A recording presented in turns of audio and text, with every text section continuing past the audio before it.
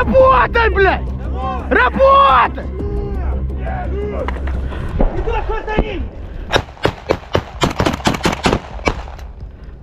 চারপাশে রুশ গোলাবর্ষণ, আকাশে নজর রাখছে ড্রোন।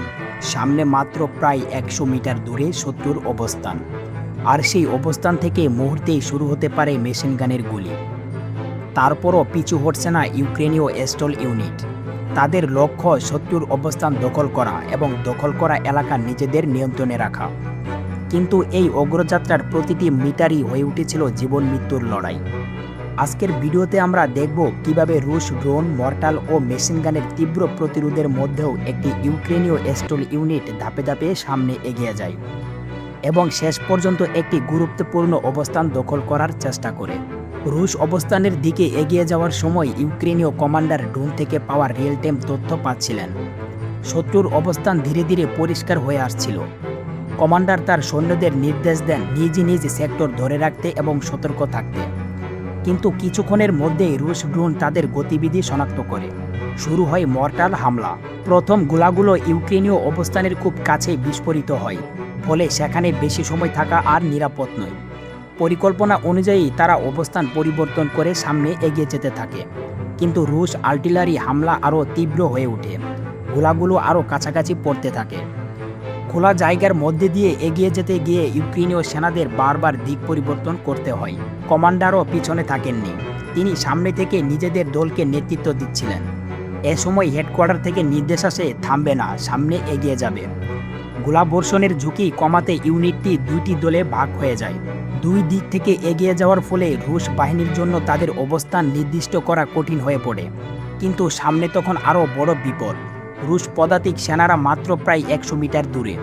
এত কাছ থেকে যে কোনো ভুলের পরিণতি হতে পারে ভয়াবহ। তবুও ইউক্রেনীয় সেনারা ধীরে ধীরে সামনে এগিয়ে যায় এবং একের পর এক জায়গা নিজেদের নিয়ন্ত্রণে নিতে থাকে। হঠাৎ কমান্ডারের নজরে আসে একটি ভবন। সম্ভাবনা ছিল ভেতরে রুশ সেনারা লুকিয়ে আছে। তিনি লঞ্চার প্রস্তুত করতে একটি গোপন অবস্থান থেকে রুশ মেশিনগান গর্জে ওঠে। গুলির কারণে ইউক্রেনীয় সেনাদের অগ্রযাত্রার সঙ্গে সঙ্গে থেমে যায়। এখন তাদের সবচেয়ে বড় ভরসা হয়ে ওঠে আকাশে থাকা একটি মেভিক ড্রোন। ড্রোনটি নিরাপদ দূরত্ব থেকে পুরো এলাকা পর্যবেক্ষণ করছিল। এর মধ্যে নিশ্চিত হওয়া যায় কাছের কয়েকটি ভবনের ভেতরে রুশ সেনারা অবস্থান করেছে। অর্থাৎ সামনে এগিয়ে যাওয়া মানে অজানা অবস্থান থেকে হামলার ঝুঁকি। তারপরও অভিযান বন্ধ করার সুযোগ নেই। ইউক্রেনীয় সেনারা আবারও এগিয়ে যায়।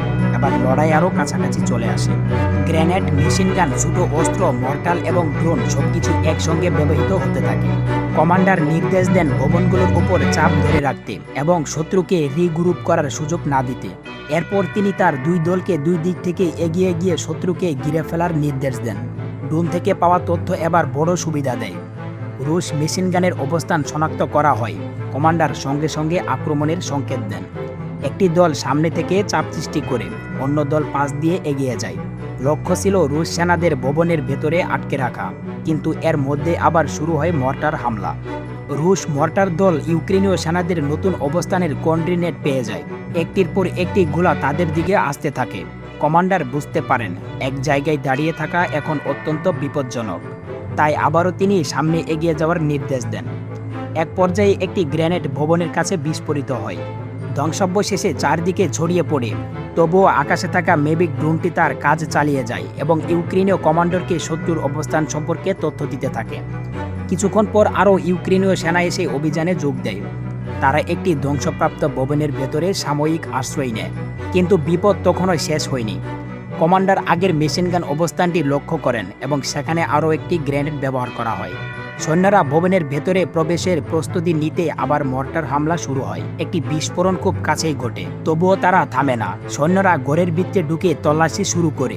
প্রতিটি দরজা, প্রতিটি কোণ এবং প্রতিটি ধ্বংসযুক্ত পরীক্ষা করা হয়, কারণ একটি লুকানো শত্রুও পুরো দলকে বিপদের মধ্যে ফেলতে পারে। এক পর্যায়ে কমান্ডারের দ্রুত প্রতিক্রিয়ার একজন সহযোদ্ধা সম্ভাব্য বিপদ থেকে রক্ষা পান। এরপর দলটি ধ্বংসযুক্তের আড়ালে থাকা আরও একটি অবস্থান পরিষ্কার করতে এগিয়ে যায়। অবশেষে কমান্ডার নির্দেশ দেন এখন এই এলাকা ধরে রাখতে হবে। সৈন্যরা দখল করা জায়গায় প্রতিরক্ষামূলক অবস্থান তৈরি করতে শুরু করে। একই সময়ে কমান্ডার একটি ছোট দল নিয়ে আশেপাশের বাকি ভবনগুলো পরীক্ষা করাতে থাকেন। আকাশে ড্রোন নজর রাখছে আর মাটিতে সৈন্যরা নিজেদের অবস্থান শক্ত করছে। এইভাবে ধাপে ধাপে সামনে এগিয়ে গিয়ে তারা এলাকার নিয়ন্ত্রণ নেওয়ার চেষ্টা করে। এই অভিযানের সবচেয়ে গুরুত্বপূর্ণ বিষয় হলো আধুনিক যুদ্ধক্ষেত্রে শুধু অস্ত্রের শক্তি যথেষ্ট নয়। ড্রোন থেকে পাওয়া তথ্য, দ্রুত সিদ্ধান্ত, ইউনিটের সমন্বয় এবং সঠিক সময়ে অবস্থান পরিবর্তন সবকিছু মিলে এটি অভিযানের ফলাফল নির্ধারণ করতে পারে। আর এই সংঘাত এখনও চলমান, সামনে কি ঘটবে সেটাই এখন সবচেয়ে বড় প্রশ্ন। আপনি যদি এমন বাস্তব যুদ্ধ পরিস্থিতি, সামরিক প্রযুক্তি এবং বিশ্বের গুরুত্বপূর্ণ ঘটনাগুলোর সহজ বাংলায় জানতে চান, তাহলে গ্লোবাল ইনসাইট বাংলা চ্যানেলটিকে সাবস্ক্রাইব করে পাশে থাকা বেল আইকনটি চাপুন। আর ভিডিওটি ভালো লাগলে একটি লাইক দিন এবং আপনার মতামত কমেন্টে জানাতে ভুলবেন না। আমি আবারও ফিরে আসব নতুন একটি গুরুত্বপূর্ণ ঘটনা নিয়ে। ততক্ষণ পর্যন্ত ভালো থাকুন, ধন্যবাদ।